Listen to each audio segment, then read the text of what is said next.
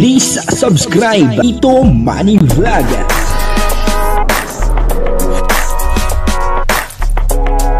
Payagan po si Tito Manny Vlog na mag-reactor para pambiling gamot sa kanya pong karamdaman. Wala man siyang records ng ng awayan. Marami po nagtatanong kung bakit hindi daw po nakakasama etong bunsong kapatid doon po sa mall. Kasi sayang nga naman kasi kung nakasama po itong bunsong kapatid ay talagang magiging masaya rin po ito. Pero may dahilan kung bakit hindi po ito nakasama. Papanoorin po natin sa video at doon po malalaman natin kung ano po yung dahilan. At meron na naman pong natuklasan dito po sa buhay ng tatlong magkakapatid na mahiyain. Dahan-dahan ay meron tayong nalalaman at natutuklasan po dito sa pamilyang ito. Kaya papanoorin po natin yung video at syempre bibigyan po natin ng konting reaction. Pero bago po yan, ako muna po bumabati sa inyong lahat ng magandang umaga, magandang tanghali at magandang gabi sa inyong lahat mga kapatid. Saan man kayo ng panig ng mundo naroon ngayon, ay mag-iingat kayo palagi at pagpalain kayo ng ating Panginoon. Maraming salamat din po sa patuloy na tumatangkilik sa aking YouTube channel at nanonood sa aking video reaction. Patuloy lang po natin suportahan sila Kuya Bal Santos Matubang, Kalinga Prab, Ate Edna Vlog, Jack Tapia, at yung mga kasama ko po sa Karepa, ganun din yung Team Views, at yung mga Kalinga partner na charity vlogger. Ito po yung video na kung saan ay bakit nga ba hindi nakasama. At ito ang dahilan papanoorin po natin. At may natuklasan dito sa pamilya ng tatlong dalagang mahiyain. Ang kabuuan po ng video ito yung mga panood po natin sa YouTube channel ni Starax TV. Ayan, suportahan po natin Starax TV. So ayan mga kalingap, nandito tayo ngayon sa bundok. Sa bundok kung saan po lugar ng magkakapatid na tinaguriang zombie na hindi nagsasalita mga kalingap. So ito po yung lugar nila dito mga kalingap. Medyo talagang nakakatakot din lalo pag gabi dito kasi punong-puno ng mga puno, nyog. Sila lang ang bahay dito, wala silang mga kapitbahay. Yan po yung mga kalingap po. Ito yung paligid ng kanilang bahay mga kalingap. Mga babae pa naman sila mga kalingap. So isa po ito sa mga gustong matulungan at mapabahayan kagad ni Kalinga Prab dahil sa kanilang kalagayan mga kalingap. Kalagayan ng kanilang lugar, kalagayan ng kanilang bahay, kalagayan lang kapakanan ng mga anak at mga magkakapatid. Yan sila. Yan. Ito po yung mga pangunahing mga gulay nila dito. Talbos ng kamuti. Talbos ng kamuting kahoy. Yan. Dito sa bundok mga kalinga, maging masipag ka lang po dito. Ay hindi ka rin po magugutom dito. Tulad dito, yan. Napipitasan na nila. May tubo. Tamis.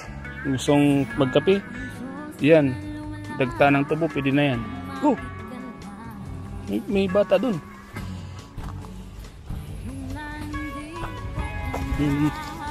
May kwan dito, may tulugan sila. Tutoy.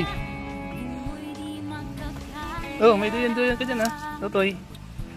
Tutoy. Natutulog ka dyan, Toy. Bata mga kalihip.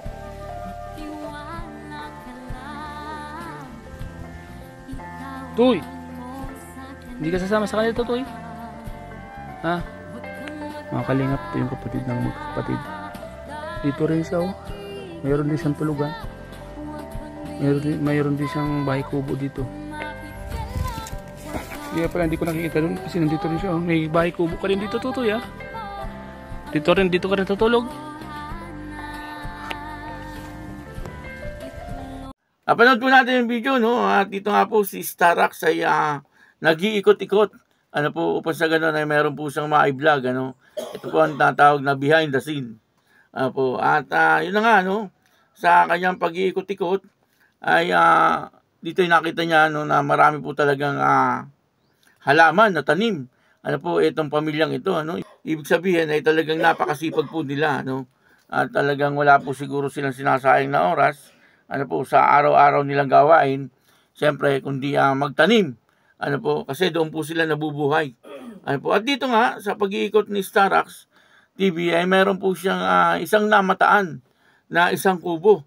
Ano po, at doon ay nakita niya po na naandoon itong kapatid na bunso nung tatlong mahiyain na dalaga. Ano po, at kinausap po siya ni Starax at nakita naman po natin na siya ay hindi po kumikibo. Ano po, tinanong nga po siya kung siya ay sasama, pero hindi po siya kumikibo. Ano, at talagang umiiwas po siya sa tao at doon po siya nagtatago sa parang kubo po siguro nila ito. Ano, pero may tulugan din po ito. Siguro pahingahan po nila. Ano po, at yun nga po, no, dito natuklusan na kaya pala pagka nagbablog si Kalinga Prab, doon po sa mga sunod na vlog, nawawala itong kapatid na bunso. At dito nga po pala pumupunta, no, sa kubong ito. At dito po talaga siya tumatambay. Ano po, at hindi po siya lumalabas hanggat hindi pa umaalis itong Kalingap. Ano po, kaya kawawa din, ano, nakakaawa po, ano, kung isipin po ay talagang para sa akin ay talagang nakakaawa po ang kalagayan ng magkakapatid na ito. Ano po, kasi sobra po nilang mahihain at para po sila ay talagang natatakot sa mga tao. Ano, kagaya po nitong kapatid na bunso, ano, kung mapapansin nyo, ay talagang nakayuko yung kanyang ulo. Ano po, halos hindi po siya magpakita kay Starax. Ano po, at talagang bawat tanong ni Starax ay hindi po siya sumasagot. Ano po, at talagang tinatago niya po yung kanyang ulo. Ano, kumbaga ay talagang kawawang-kawawa. Ano po, sana ay mabago, ano po, yung ugali nilang ganito. Ano, kasi sayang naman, ano po, kung dadaan yung mga araw at sila ay tatanda ng ganito ang kanilang ugali, ano, na masyado po silang mahiyain. Ano, kumbaga ay talagang wala na po silang makakahalubilo or makakasalamuha ng mga tao kasi mahihiya po sila. Ano, buti na lang at natagpuan po sila ng Kalingap at ngayon ay dahan-dahan pong inaayos, ano po, ng Kalingap, ano, ni Kalingap Prab ang kanilang buhay. Ano po, at unti-unti nalalaman din po, ano, ng Kalingap, ano po, kung ano yung nangyayari sa buhay nila. Kagaya po nito, hindi po alam ni Kalingap Prab na meron po pala dito isa pang kubo at doon po pala pumupunta itong bunsong kapatid kapag sila po ay dumarating. Ano po, at bukod naman po sa mahihiyain ay wala naman po problema, no, dito po sa pamilyang ito at makikita naman po natin na talaga po sila ay mababait na tao. Ano po, lalong-lalo na po itong ina na talaga mga marunong din po siya makipagharap, ano po, sa mga tao. Kumbaga, siya na lang po ang talaga nagsasalita para po dito sa kanyang mga anak.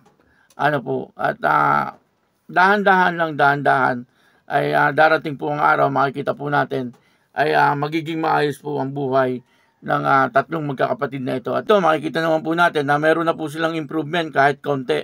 Ano po, etong Chris ay meron ng improvement, ano, at paminsan-minsan ay tumatawa na rin po yung iba. Ano po, kaya dahan-dahan lang, ano po, at magiging maayos po ang buhay ng tatlong magkakapatid na ito. Siyempre, yan po ay dahil po sa tulong ng ating Panginoon at ganun din po siyempre dito sa Kalingap. Ano po, kaya yun, ano, dito po yung may panibagong natuklasan, ano po, sa buhay ng tatlong magkakapatid na ito. Ano po, at yun na nga, ano, meron po palang kubo doon sa likod at doon nagtatago itong bunsong kapatid kapag dumarating itong sila Kalingap Prab. Yun po, maraming salamat po sa inyo lahat. At ako po si Tito Manny Vlog na nagsasabing God bless you all. Diyos mabalos.